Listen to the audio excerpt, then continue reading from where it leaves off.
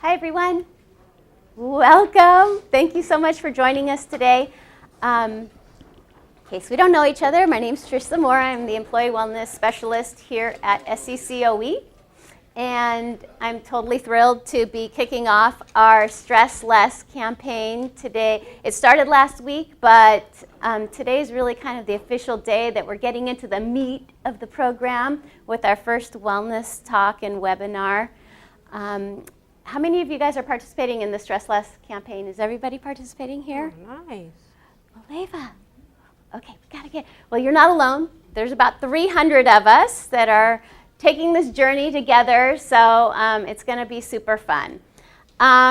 So I am so excited to have Lisa Richardson. She's here to kick off the Stress Less for us, to share some basics about stress, to really kind of help us identify triggers and really give us some tools on how to cope and even thrive when we're in stressful situations. And that's really what this campaign is all about.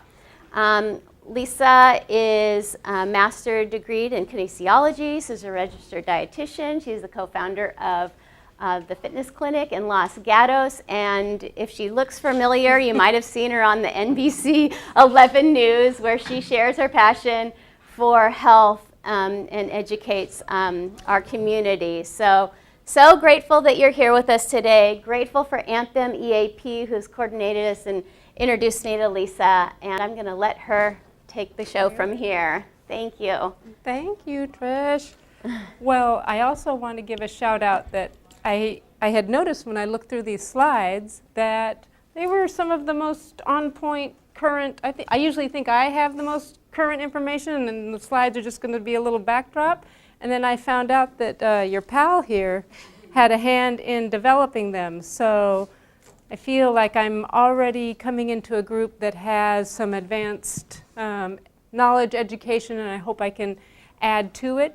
Whatever we don't get to today, because today is, I think, sort of a baseline. And I mentioned to Richard that today I'm going to scare you to death. And then we're going to talk about how to mitigate some of the things that I scare you about. Some of those will be in our next series of lectures, because it's a three-parter. So believe me, we're going to get through everything. But today I want to give you a foundation from my most current, my continuing education that I have to take. So you might think, well, what is a dietitian who has a master's degree in exercise? What do they know about stress?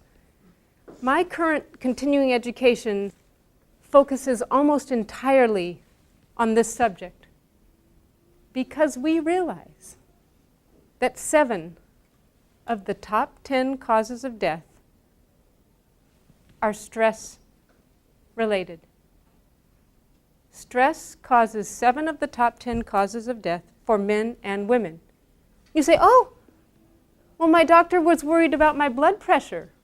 Well, let me tell you about that blood pressure.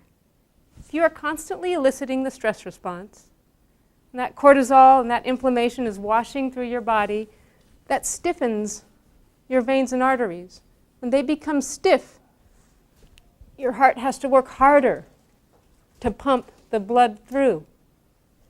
High blood pressure, part of the big heart disease, which is the number 1 cause of death for both men and women. But it starts with stress. We say, oh, my doctor talks to me about my cholesterol. Well, when that washing of that cortisol, that stress response constantly through your body, creates little injury pockets. Where do you think plaque likes to hang out? On that little injury site. It's like if you have a drain and there's a little bit of rust, where does all the hair and the gook coagulate? On that injury spot, right? So your cholesterol and that plaque buildup is absolutely related to the stress response. Oh, Alzheimer's.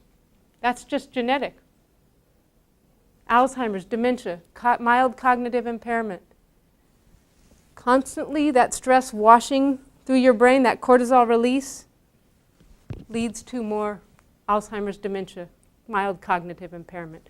So even if I can't get at you through physical well-being, most people, I can get at them if I don't want you to have your end of days be, just drooling in a chair and your grandchildren like, what's wrong with grandma and grandpa? I don't want that to be, I want you to add not just years to your life, because what does that matter if you're just, like I said, drooling in a senior home? I want life to your years. And so to that end, we need to understand how stress works in our lives. And here's the kicker, now that I've scared you to death about 7 of the top 10 causes of death, there's also a positive reason for stress. There are ways that it is very helpful.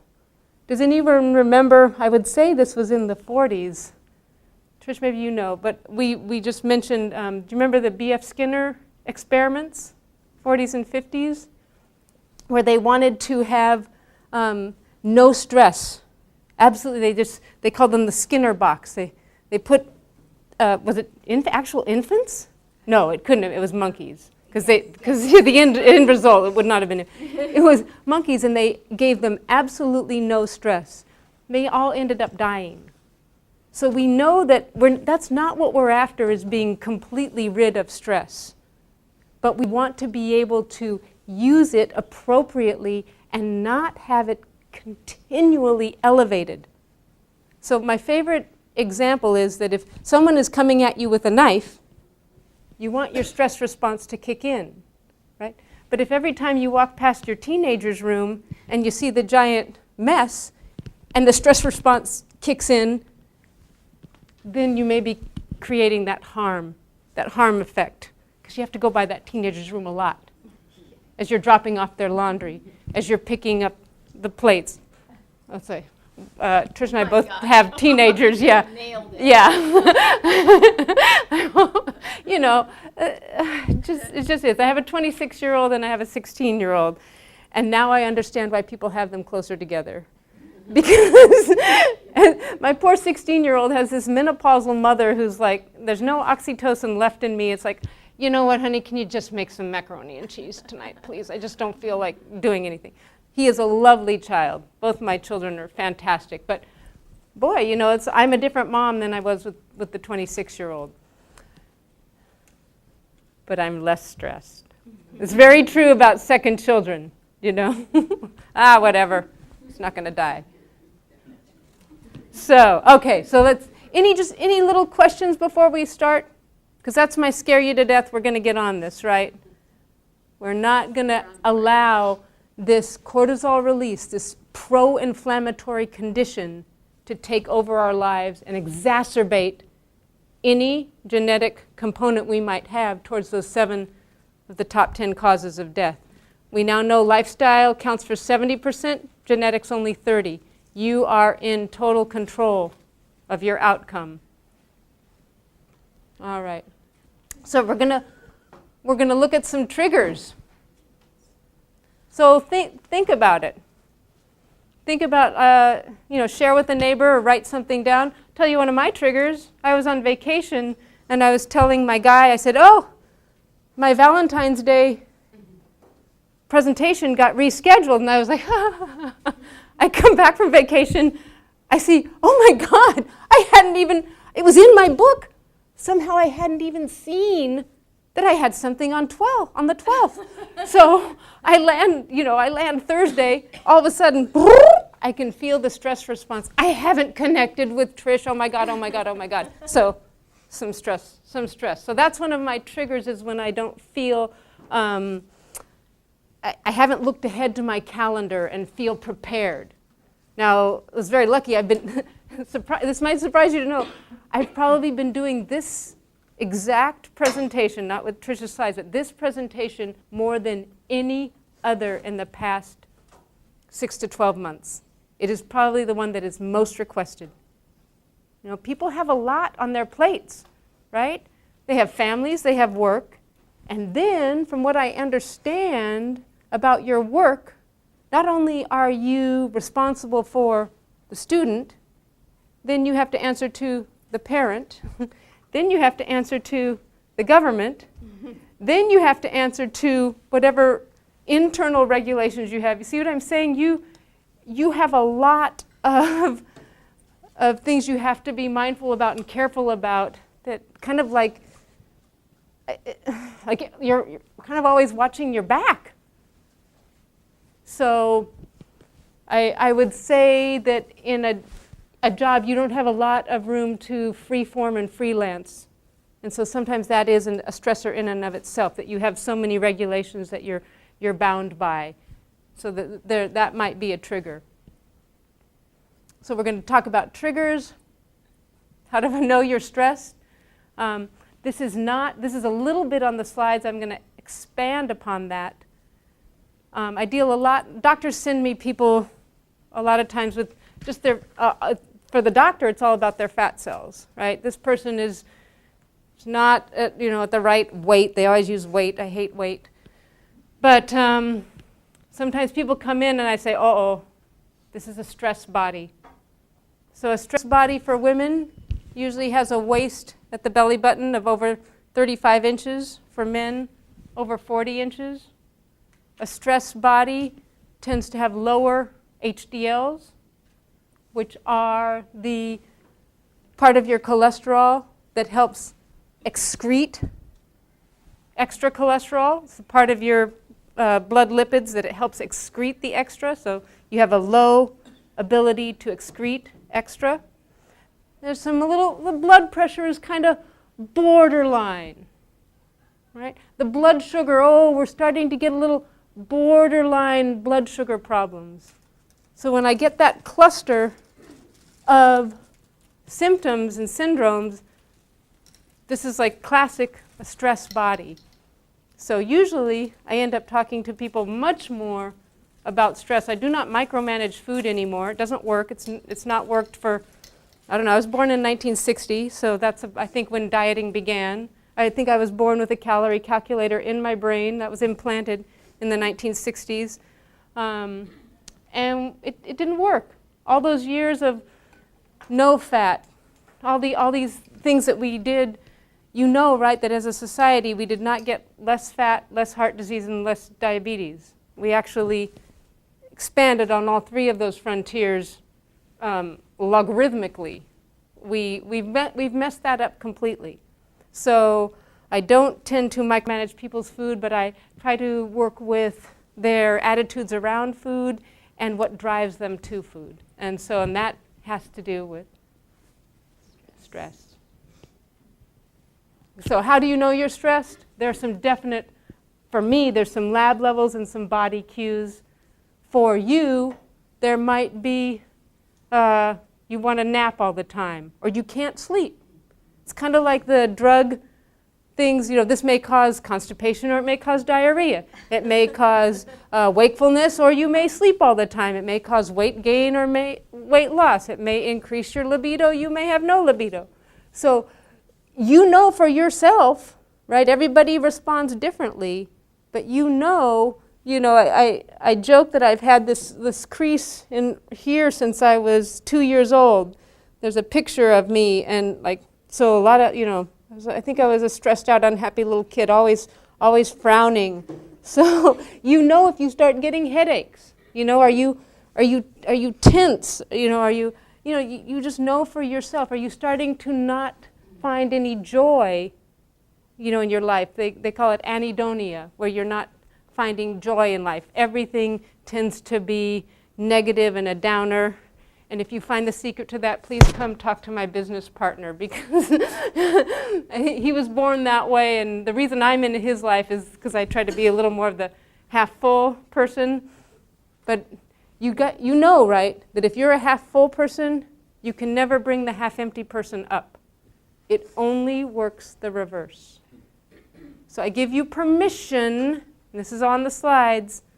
If it's not on this one, it's on the next series, to limit your time with the half-empty people, and it makes it very difficult if that is your spouse or your child or my business partner of, oh my gosh, how long have we been together? My daughter's 27 years. We have been together as business partners, and maybe the yin and the yang of it all works for us. But we certainly don't, we spend time in physical space, but we're not always in communication, which I think is, we're both protecting ourselves. And we'll talk about good stress, bad stress. There's nice slides on some practices, and the actual meat of these different practices we will be discussing more in our next series. And then there's some visualizations and relaxation techniques that can help you in an immediate response if you need something to immediately de-stress you. Questions here?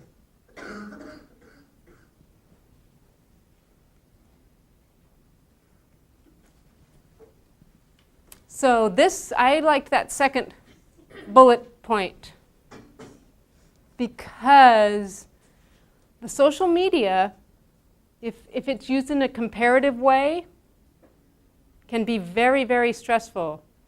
And if you, as an adult, are not so consumed by it, watch out for your kids, because this can be life-threatening.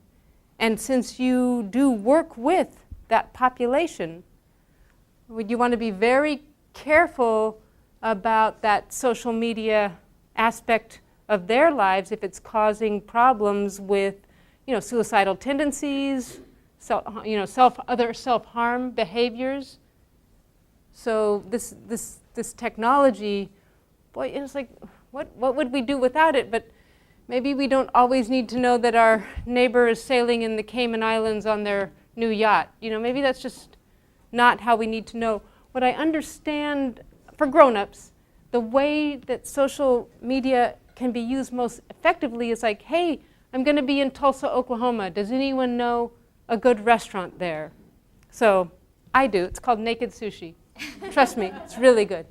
Really good. I've never had better sushi in Oklahoma. Unbelievable. There's no ocean. There's no ocean. No ocean. Best dessert I ever had, by the way. A lemon drop cheesecake. Best dessert I've ever had. And I've eaten at Maxime's in Paris. I have. Best dessert. Tulsa, Oklahoma. So, and then that there's a great many of us that actually admit to it. And if we're not admitting to it, sometimes our body betrays us, even if you're not admitting to it. And then here's what I alluded to earlier. Stress can trigger and flare many health conditions. Risk for heart attack. They're thinking that stress is a bigger predictor of a heart attack than is high cholesterol or high blood pressure, which, by the way, are both related to stress. But see, this is why it's amazing that you already had this information, because that's usually my big reveal. And this one, so 7 out of 10% of healthcare costs are associated with chronic illness, and stress is the number one cause of chronic illness. No other place has had that so correctly put. Yeah. And then you say, well, you like to multitask. You're always doing more than one thing. But what we found out is that usually we're just doing more things less well than if we could focus and... But don't our bodies need a little bit of stress? Yes. Otherwise we're dead. Yes, that's exactly right. So that's called, there's a name for that. It's called eustress versus distress. And so that's where you used your stress. And then when I came home and I realized I had this lecture that I had completely spaced, and I just emailed my guy. I said, I've got the whole weekend. It's what I've been doing this a lot recently. And then, so what do you do when you have a deadline? If you're me, you procrastinate. You procrastinate even more, so now I learned to turn into it. So here's the stress and me not avoiding it. And this is something I developed, but there's actually a word for it. It's like you turn into the stress and realize that me bustling around, cleaning my house, washing my dishes, unpacking my clothes, writing down all my passwords on an index card, neatly, getting rid of all that little churning and scurrying around as a procrastination helps me settle in my brain the things I'm going to talk about. So that rather than getting mad at myself for not just sitting and staring at the slides and the presentation, I realized that I'm going to use this little stress moment. It's like, okay, well, my house will be cleaner, my clothes will be folded, the cat box will be cleaned out, and my passcodes will now be neatly. There won't be on 1,000 pieces of little paper. So we can use it. Like one of the things is a deadline we talk about. That's a good form of stress. Because if I wasn't outwardly scheduled, I'd be watching TV 24/7. Tend to be a very slothful family. Oh, and I'm good with sloths. There's a reason for the sloth people in the world, right? We're the watchers. And then we send out all the hummingbird people to do all the work. We say, oh, there's danger. Hummingbird people, go get them. Sloth people will just sit and wait, right? So there's a reason why people have different tendencies. I like being externally scheduled. It motivates me. It gives me that stress to get myself ready and productive. You email me. Let's go. How about a first date tonight? Oh, if you don't have that kind of thing, then we probably would never pair bond, right? So you want to have a little bit of that stress. You actually wash your hair and comb it, kind of thing. You use deodorant, all those things. Every day I tell my son, please brush your teeth and use deodorant. Please brush your teeth and use deodorant. Well, now there's an Elizabeth in his life. I don't have to say anything anymore. He's brushing his teeth and using deodorant. So it's kind of like that little positive stress in your life. So, but it's when you can't shut it off. When it becomes constantly washing through your body, and you go from the little pitter-patter of, I'm going to be able to see Elizabeth today, so I'm going to use deodorant and brush my teeth, to, oh my God, does she think my jeans are too tight? Oh my God, and that self-talk, that brain talk that will not settle down, and then that just keeps the cortisol release washing and washing and washing through your body, and that's when it becomes injurious. That's when it can affect your health. But that little bit of, you need to go. I wish it's afternoon. That's Do you have any afternoon? next time. It's just plan the calendar for next. It's in March. March 19th. Same time. Same time. Not the same lecture. So same time, but it'll expand on the lecture. So thank you. So what we don't want is that kind of distress to be the new normal. And I have a client who is a psychiatrist who is making a specialty out of teenagers who, especially in this area, we find that they are overscheduled, overemphasized, overachieving, that they are so stressed, they're undersleeping, that they go to college and they fall apart physically or mentally and they get shipped home. And so she is making a specialty practice dealing with that type of situation. So you want to be careful about your children.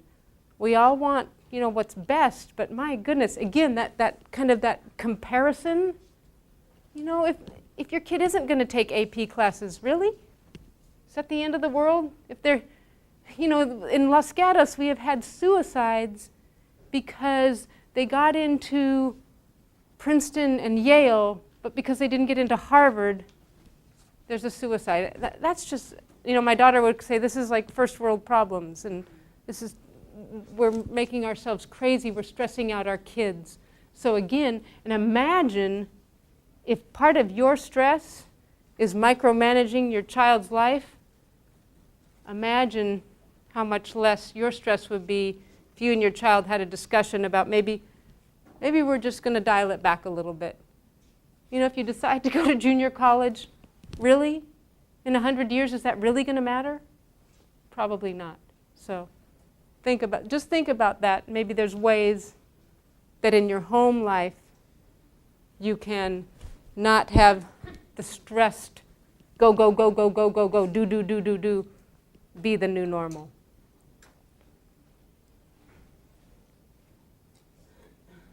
So here's some ideas on triggers. And again, that comparison, I think this especially with teenagers is very, I mean, that happens normally and naturally at the teenage years. You're always trying to figure out where you are in status, right? Unrealistic expectations. Oh, here's the half empty. Sometimes the stress results anxiety or depression because of that constant cortisol wash. We sap, we drain our neurotransmitters. So that constant cortisol, we drain our serotonin, which is our happy, sleepy chemical. We drain our dopamine, which is our wow factor. We drain our acetylcholine, which is our energizing factor.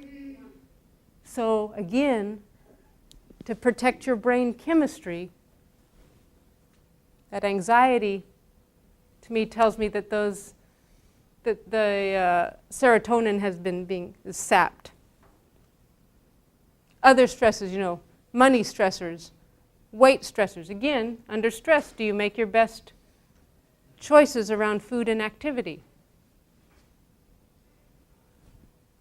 Partner, spouse, do you make your best choices around your partner, how you respond or how you communicate? Children and family, money, sex, and kids, right? The top 3 reasons why people's relationships tend to fail: money, sex, and kids. Work, relationships. Anyone think of anything else? Triggers?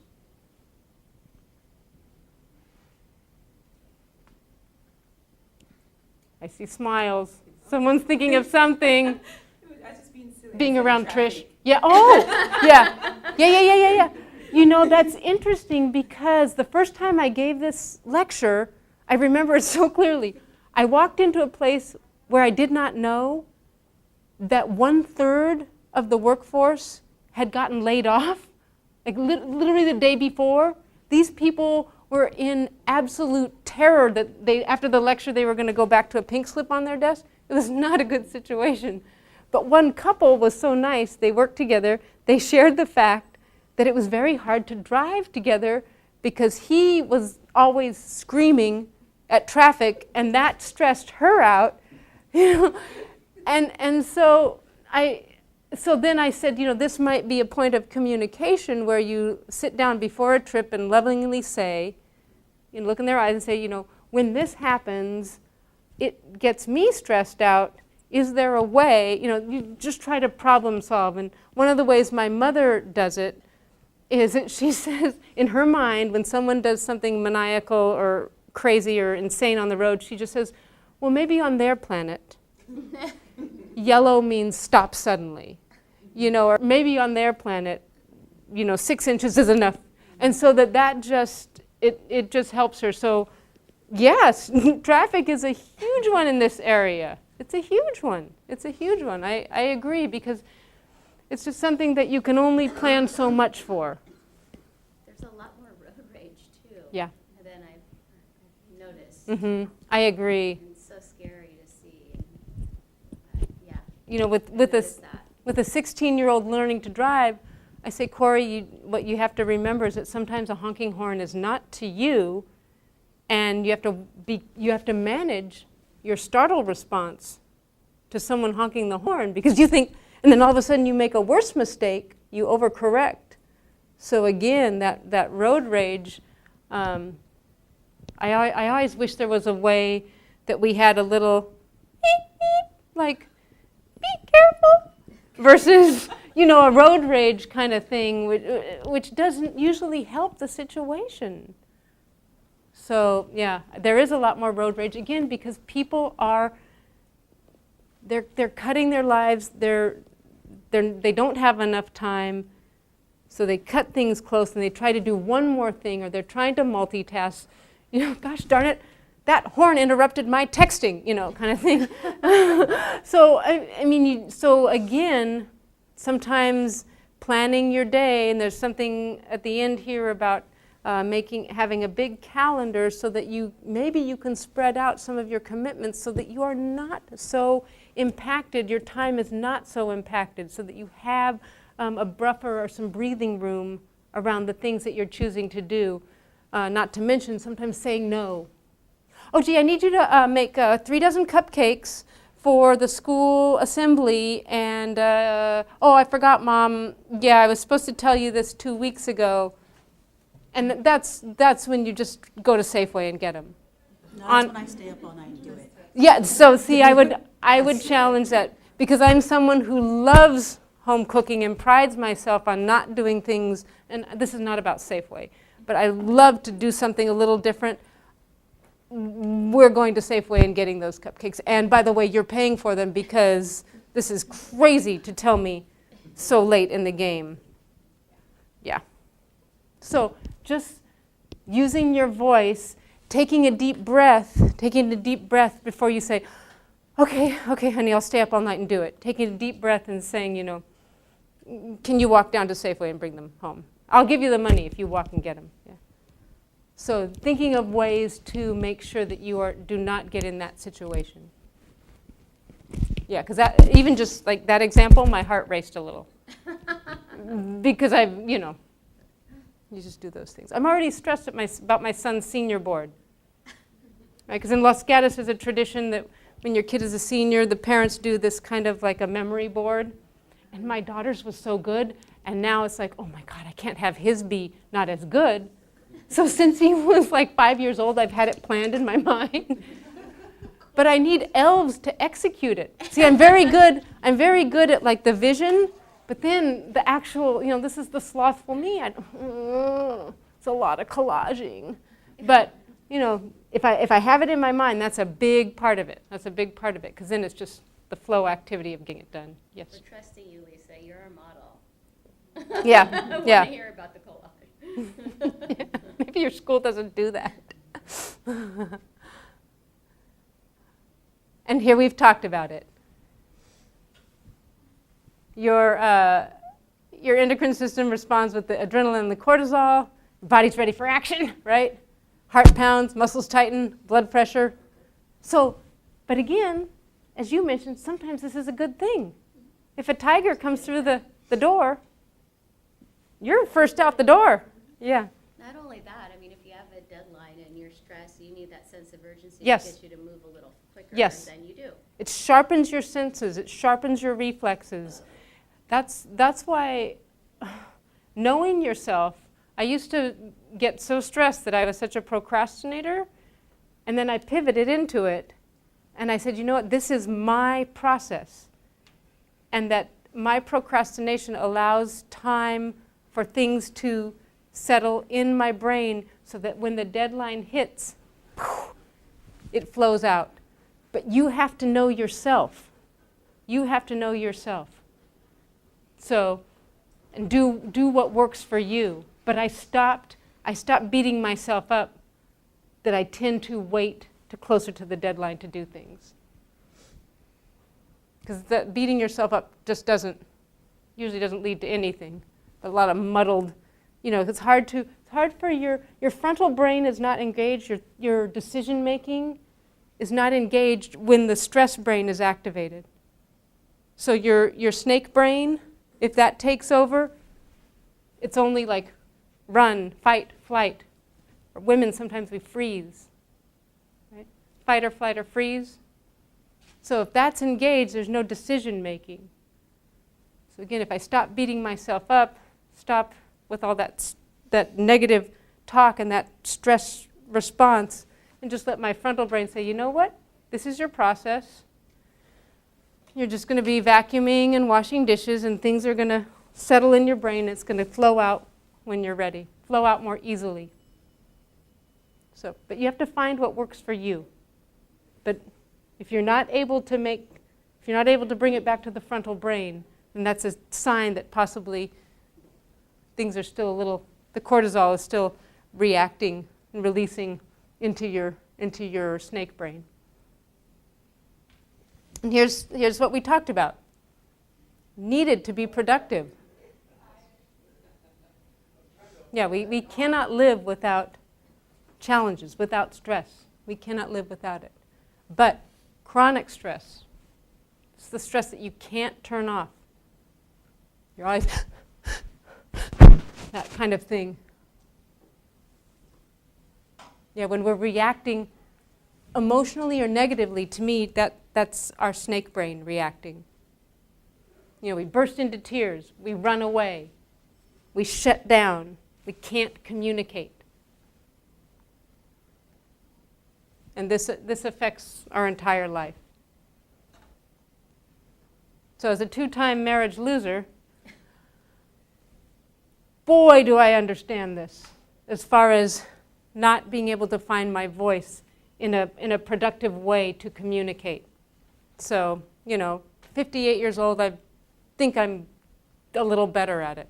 But, so again, and then it can spill over to your boss, your coworkers, not being able to use your voice, get your rational brain, get those thoughts heard, because you get so stressed out. Trish, what do you think about that? And then you, whatever, kind of thing. Or,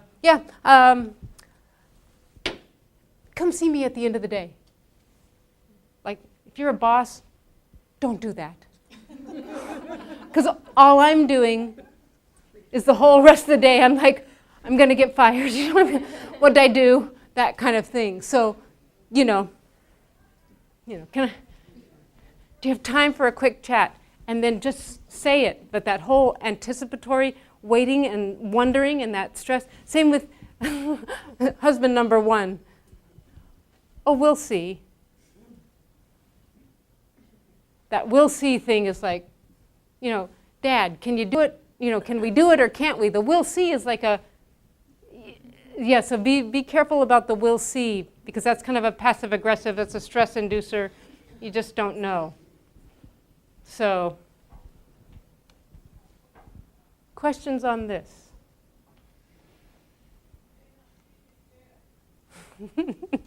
Let's see, how many? I'll tell you what our family does. We do this, and we do this. Oh, we're good at that. My brother's pretty good at this. But it's just amazing when, our family system, nature, nurture, I don't know, but we're kind of the sleeping, procrastinating, avoiding people. But you know people who use alcohol, or I had one client who said, finally for once, I didn't go up to Grayton to gamble. It wasn't about money. She's got plenty of money, but she knew she was using it to avoid as a stress relief, because she and her sister are like this around the care of their mother. So again, that's another round of stressors that a lot of us might have in that sandwich generation, children at home, aging parents. I think I need a nap. That would be my family's way of dealing with it. I'm curious to know if you have any ideas for like emotional eating, because that is one topic that came up a lot as a goal for the staff who are following this. And you don't have to. No. If you want to talk about it afterwards, No. that's okay. Laura. This is one of my very, very, very favorite. I do an entire lecture on this at the pain and wellness clinics that I work for. So, emotional eating. The body has an amazing mechanism to signal hunger and fullness. This is not New York Yankees. This is neuropeptide Y. It says I'm hungry. It's a signal you're getting hungry. Those of you who didn't bring your lunches with you might be getting a little. And then you eat in response to this, and then the body says it's going to bring on some cholecystokinin, which says I'm satisfied. says stop. So as far as I know, there's one set of humans that is in tune to this perfectly. Does anyone have 0 to 1 year olds? Try to feed them 1 extra spoonful. What do? You can't do it. You can't do it until later in life, when gradually they get taught to override their hunger and fullness signals, because we say things like, eat all that or you're not going to get, fill in the blank. You're not going to get dessert. So what you want to do is continue to be in tune with your hunger fullness signals and only eat in response to being hungry. Well, I keep adding to this list.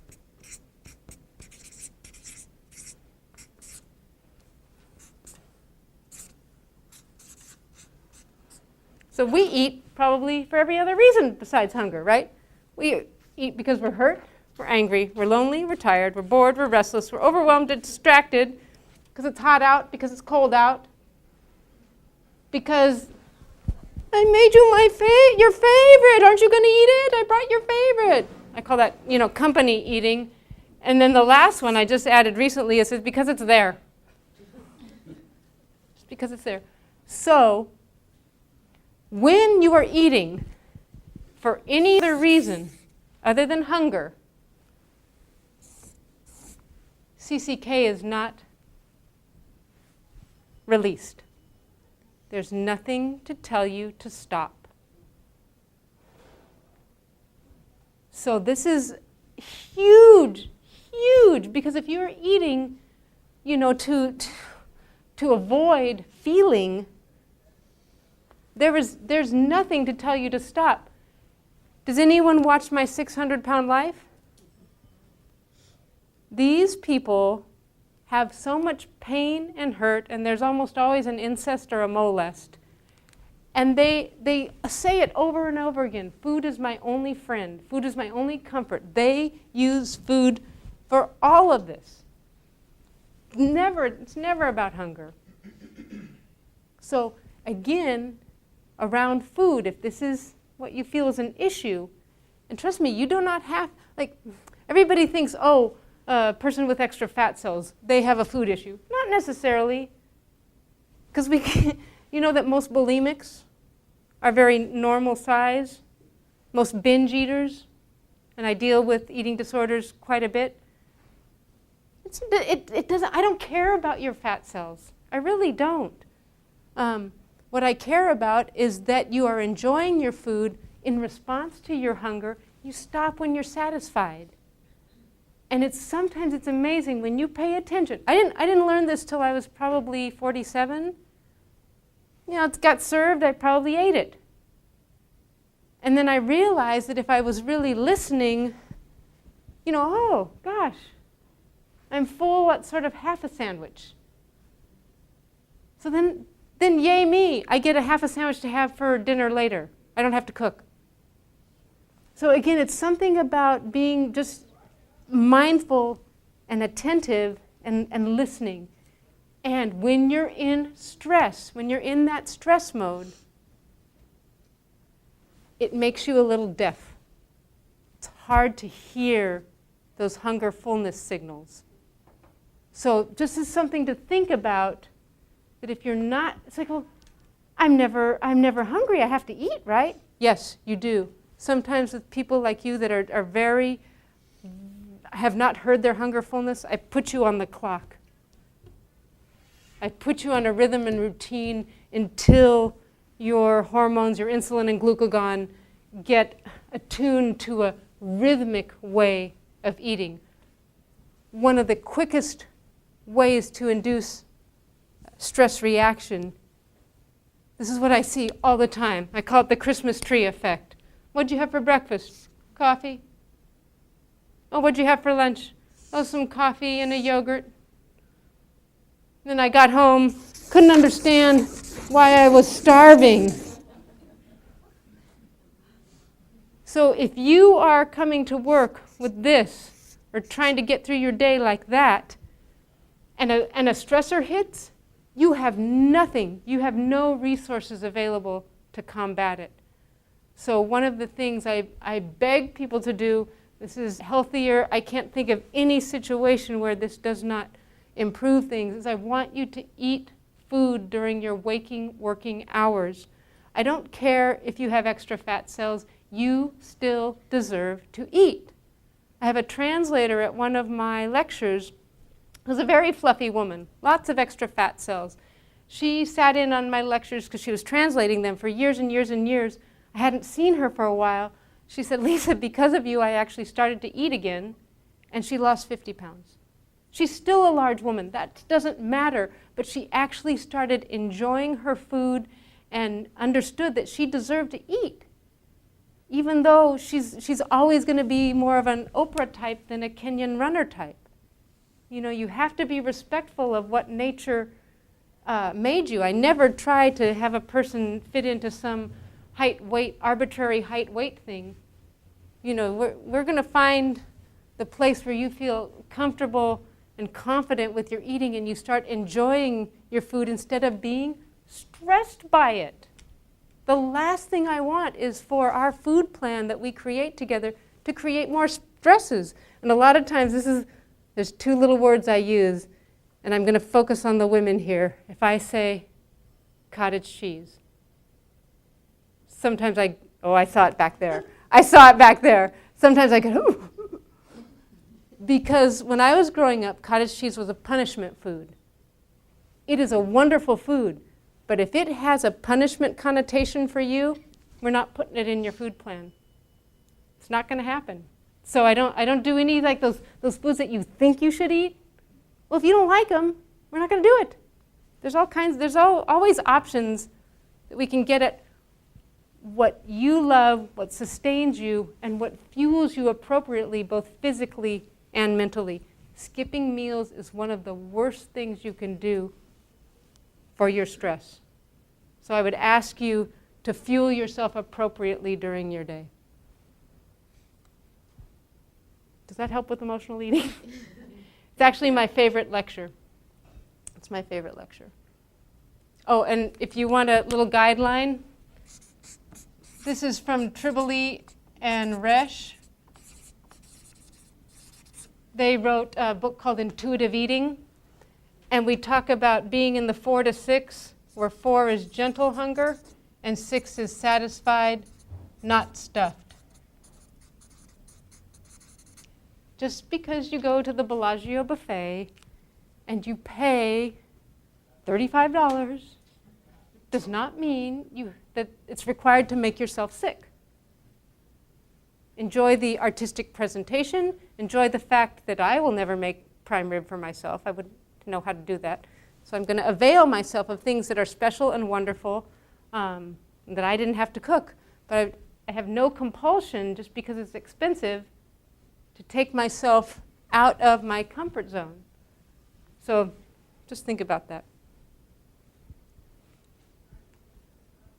The birthday cookies, the treats, have them when you're hungry for them. Take one for later. Have it with your lunch. Unless you're hungry now, then have one. Or for goodness sake, have one or don't have one. No guilt around it. It's a cookie. You didn't burn down an orphanage, right? So here's some of the things we talked about. That calendar, asking for help. Don't try to be perfect. Completion better than perfection. And from our former Surgeon General Vivek Murthy and my continuing education, there are 2 things to generally lower the stress response in your life: sleep and exercise. And I always work on the exercise first, because sometimes that helps you be more physically tired, and it will help your sleep. So that's something to think about. But I'm a big fan of the exercising and the making sure that you have done your sleep homework. Sometimes it means that grown-up talk with your bedmate to say, we might need to sleep separately. I don't know where this whole sharing bedrooms got to be so important, because I think having people who are rested sometimes is more important. I mean, you can come visit, right? That's what my great auntie and uncle who were born in the Victorian era, they had the most beautiful separate bedrooms with a bathroom in between. And I said, well, where does Uncle D sleep? Why doesn't he sleep with you? She says, well, he can come visit. And she was about 70 when she said that. Yeah, no, but if you both sleep well together, that's great. No, believe me, but boy, more often than not, I'm hearing, well, my husband snores, or my wife, has restless leg, and she's hot flashing, and sometimes it's just okay to protect yourself. It is not selfish to do self-care, right? What did they say on the airplane, parents? Then assist others. So remember that you are better if you are taking care of yourself. You are better for everyone. So here are some of the tools we're going to be talking about. Oh, look, don't forget these. Get enough sleep. And the answer is 8 hours, if you're wondering. For the most part, it's 8 hours. Good luck with that. So these are some of the things, the tools, the self-talk. Boy, if you find your brain just rattling on and on and on about that, there's stop. Just stop what you're doing. Open yourself up really wide. Take a deep breath and come back to your frontal brain to see if you can then challenge some of that talk. Is it really true? Is what my daughter said true? Do I really have an ass as big as an elephant? Maybe I can just stop yammering on that. Just these cognitive appraisals where we take something and we just assume, and then we stress on it and stress on it. Just stop. Take that deep breath. Open your eyes, open your body, because then that's a quick dissipation of that stress response. And then maybe take a challenge, reassess, reflect, and then choose which way to go. It's like, Casey, darling, I'm so happy that my rear end can still do jumping and squatting and running and lunging. I'm fine with it. So, and could you be a little kinder? I know I'm your mother, but could you practice some kindness? So anyway, just get it back out to your frontal brain. Mindfulness. Talked about that in terms of not being so multitasking. Focusing on one thing, doing it better, not being distracted. Enjoying what we're doing at the time, not being so distracted. Thoughts come in, as my mom says. She says, well, I don't have time for your act now. Those negative thoughts. Staying focused. Especially when things are trying to tear you away from your focus, from being mindful. And here's some of the things we're going to talk about next time, more in depth. Studies have shown 3 deep breaths. It's as simple as that. 3 deep breaths can lower the stress response. Sometimes as simple as that. That's why sometimes what do we tell our toddler? Take a breath, right, when they're having a tantrum. Use your words. We're trying to get them back into this brain rather than this brain. Same with us. Take a breath. Sometimes you just like head to the bathroom, take a breath, count to 10, come back. You'll be back in your frontal brain again.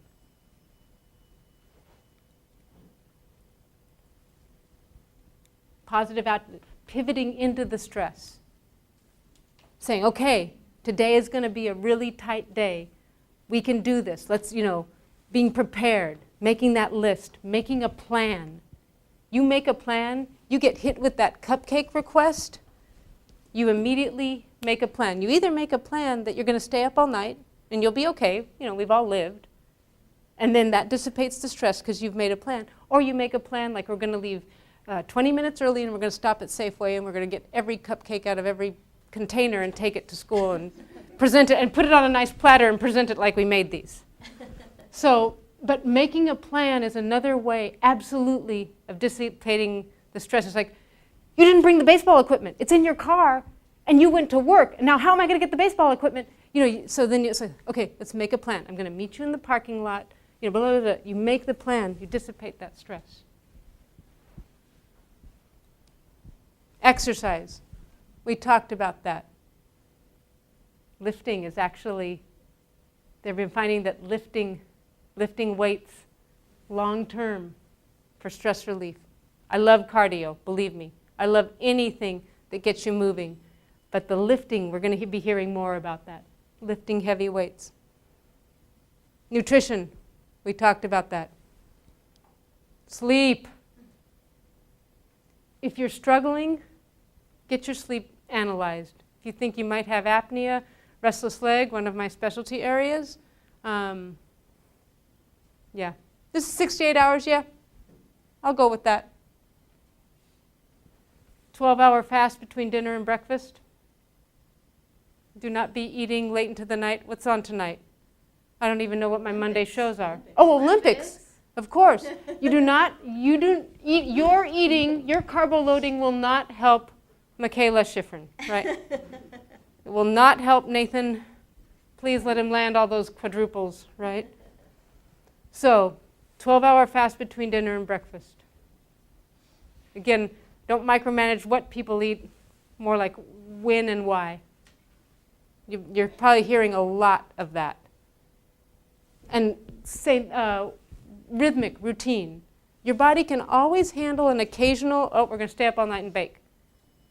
But in general, you want rhythm and routine. Waking up, going to sleep, meal times, rhythm and routine. Support system. Yes. Some of the things they talk about with the populations that live the longest, they talk about their support system being so important for their health. Stephen Colbert, Ministry of Loneliness in Great Britain, one of the best bits I ever saw that he did, because they've created a Ministry of Loneliness to study the effects of loneliness, isolation. It impacts your health. Depression, heart disease, exacerbated by the lack of social connection. So his joke was that if you didn't quite qualify for the Ministry of Loneliness, they might refer to you to the Ministry of Pudding, which was like hysterical to me as a person that when I get bad news, I go to the freezer and find my daughter's secret chocolate stash, and I don't even like chocolate. But, when the IRS told me that I owed them $10,000 that I thought husband number 2 had taken care of, getting a little chocolate craving just thinking of that. Time management, the calendar, prioritizing, see where if you have impactful, stressful times, maybe you can offload. Maybe you can hire out some things. For God's sake, he's almost driving. He is going to be going to the store for me. There's going to be things that will be helpful. He's learning how to make his own breakfast. Hallelujah. Laughter, absolutely. The Pain and Wellness Clinic, when I was first hired, I thought I was like right on the edge. I said, well, do you guys ever watch like funny movies here? Like, Meet the Fockers? And the doctor, he's like looking at me, blink, blink, like I got nothing. But I knew I was right. So I still wish that at the Pain and Wellness Clinic, they, once a week they got to see something, a very funny skit or something, because it lowers pain. It lowers pain. It lowers your pain threshold, or raises your pain threshold. It makes pain less intense if you are releasing those brain chemistry, those endorphins, that feel good serotonin by laughter, by emotion. Right? And then we've also found a lot about this, that sometimes for people who are extremely depressed and having a hard time with stress, anxiety, depression, we get them to go work at a homeless shelter. We get them to build Habitat for Humanity. Some volunteer time. that this is extremely effective. So you may be hearing more about that, especially in this area.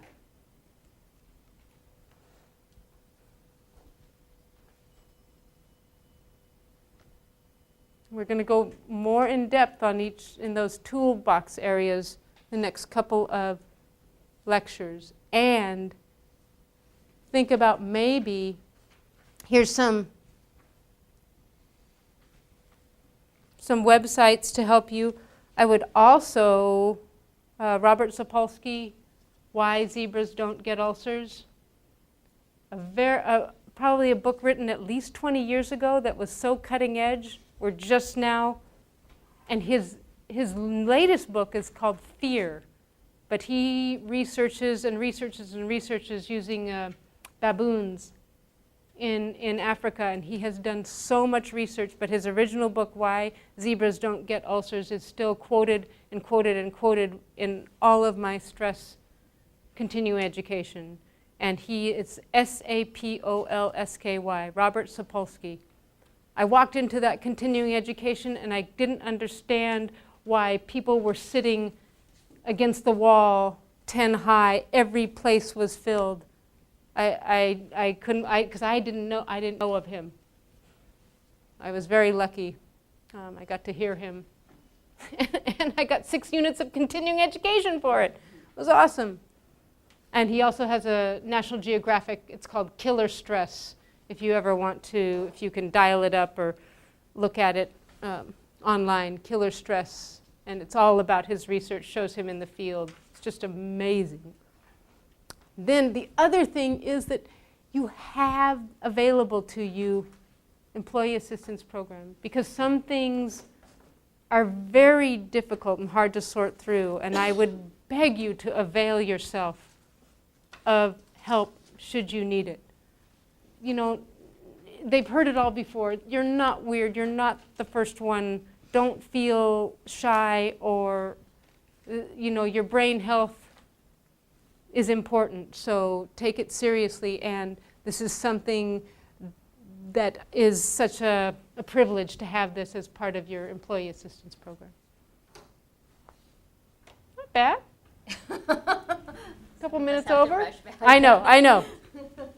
All right, so thank you so much, and I'll see you in a month, and everybody's going to be like totally zen, right? And we're just gonna go through our exercises, and we'll just hit traffic with